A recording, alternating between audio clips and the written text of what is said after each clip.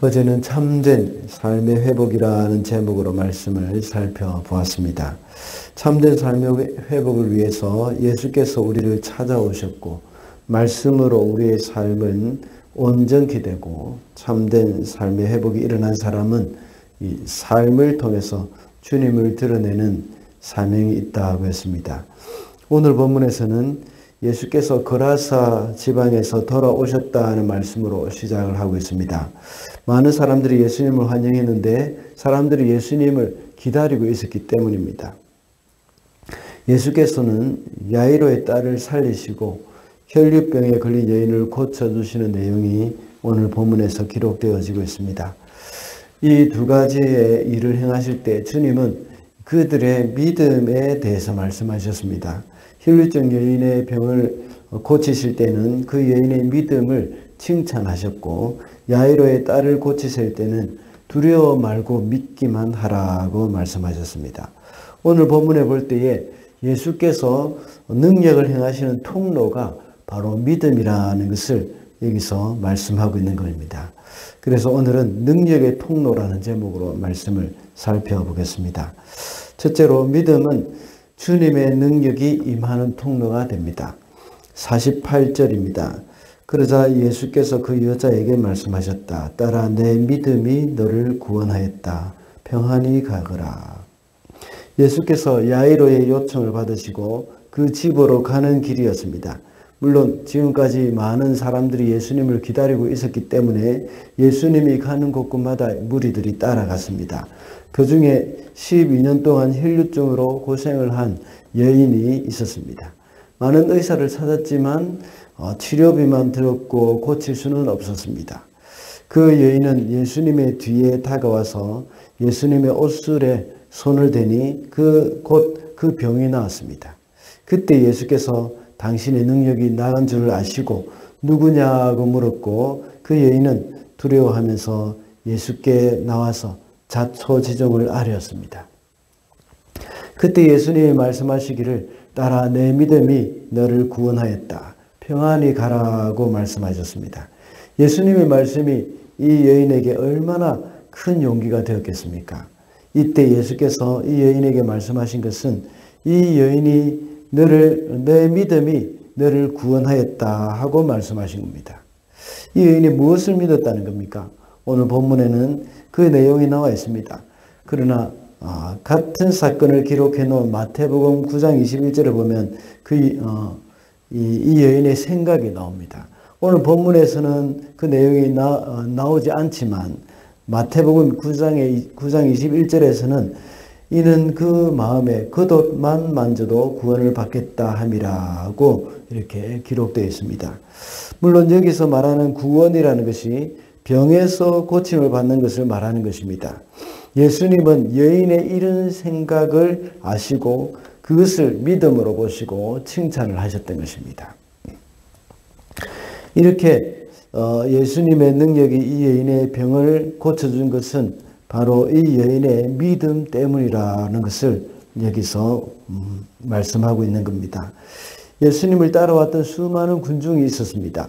오늘 본문 45절에 보면 베드로가 한 말을 보면 그 많은 사람들이 예수님을 에워싸 밀면서 예수님을 만졌던 겁니다. 그러나 그 중에 주님의 능력이 임하여서 나음을 입은 사람은 오직 이 여인뿐입니다. 그 이유는 이 여인의 믿음이 있었기 때문입니다. 우리 주님이 능력을 베푸시는 통로, 그것이 바로 우리의 믿음입니다. 마치 수도관을 통해서 물이 우리의 가정까지 들어오는 것처럼 믿음이라는 통로를 통해서 주님의 능력이 우리에게 머무르는 겁니다. 이것은 좀 더 폭넓게 적용을 하자면 기도의 응답이라고 할 수 있습니다. 우리가 간절히 원하는 것을 기도할 때에 믿음으로 기도를 하는 것입니다. 우리 오늘 본문에 나오는 혈류병에 걸린 이 여인도 역시 그녀의 간절한 바람과 마음의 소원이 응답이 된 것이라고 볼 수 있습니다. 야고보 장로는 야고보서 1장 6절에서 말하기를 오직 믿음으로 구하고 조금도 의심하지 말라. 의심하는 자는 마치 바람에 밀려 요동하는 바다 물결 같으니라고 했습니다.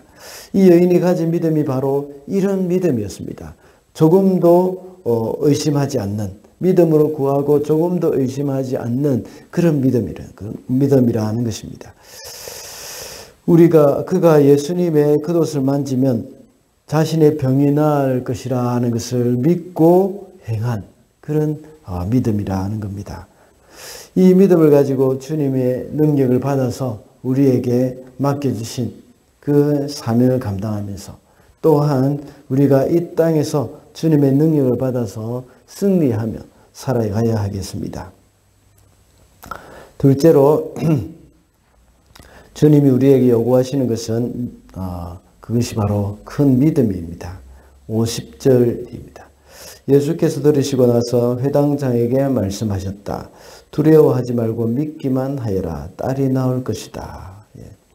여기서 볼 때에 주님께서 회당장 야이로의 딸을 살리기 전에 요구하시는 것이 바로 믿음이라는 것을 알 수 있습니다.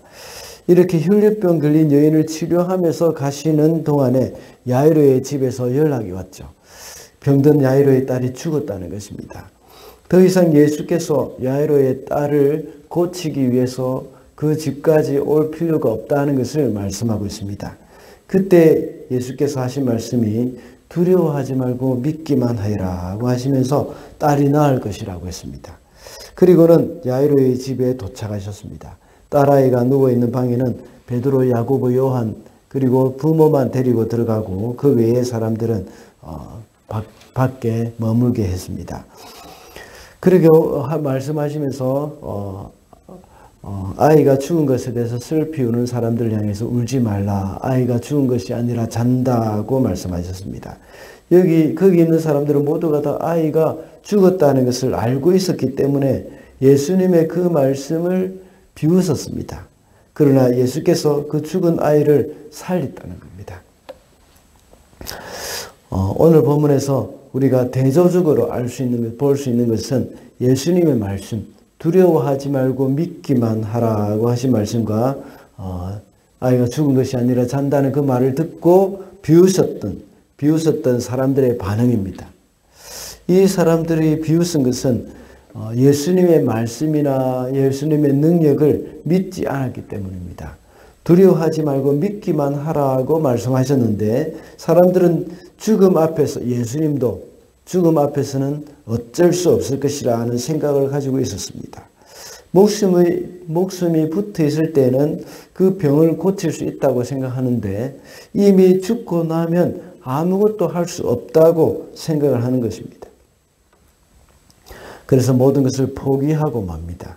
우리는 주님의 능력을 너무 많이 제한하는 그런 경향이 있습니다. 어려운 일들은 주님도 어쩔 수 없을 것이라고 생각합니다. 그리고 죽어버렸으니 너무 늦었다고 생각합니다. 우리의 삶의 문제에서도 역시 마찬가지입니다. 쉽게 절망하고 쉽게 포기하는 그런 경향이 있습니다. 그럴 때 우리는 주님의 말씀을 기억해야 합니다.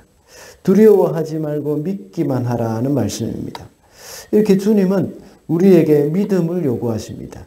그래서 믿음으로 주님을 의지하는 것을 주님은 우리에게 요구하시는 것입니다. 우리도 이제 야이로의 딸과 같이 완전히 끝났다는 생각을 하는 것이 있습니까, 혹시? 이 부분에 있어서는 우리 예수님도 별 수 없다는 그런 생각을 할 수도 있을 것입니다.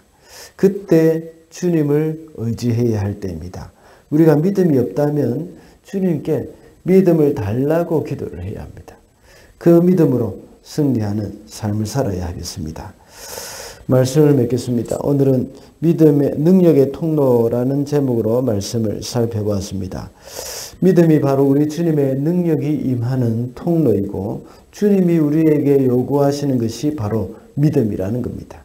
오늘은 불치병을 고치시고 야이로의 어린 딸의 죽음과 같은 불가능한 일을 이루시는 능력을 행하시는 그 주님, 그 주님은 우리에게 바로 믿음을 요구하시고 우리의 믿음을 통로를 사용하셔서 능력을 행하신다는 겁니다. 믿음은 우리 주님이 주시는 선물임을 우리가 고백하고 우리에게 믿음을 더해달라고 간절히 기도하는 저와 여러분이 되시기를 바랍니다.